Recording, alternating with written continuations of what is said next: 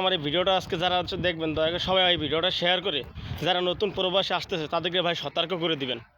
আমি আজ থেকে 3 মাস আগে রিক্যাপ ইন্টারন্যাশনাল ধানসিঁড়ি ওভারসিজের মাধ্যমে সৌদি আরব আসি। তারা আমাকে বিভিন্ন প্রলোভন দেখিয়ে আমাকে সৌদি আরবে পাঠায় এবং তারা আমাকে জিম্মি করে আমার থেকে টাকা আত্মসাৎ করে নিয়ে আমার থেকে সব টাকা পয়সা নিয়ে এগ্রিমেন্ট করে আমাকে এক প্রকার জিম্মি করে তাদের অফিসে বসে একটা ভিডিও তৈরি করে, যাতে ভিডিওটা তাদের রেফারে চলে যায়, যে বুঝতে পারে যে না তারা লিগ্যাল। কিন্তু এটা আমার সাথে না, এটা প্রতিটা যাত্রীর সাথে ওরা সেম কাহিনিটা করে। আমার কাছে এরকম কয়েকটা প্রমাণ আছে।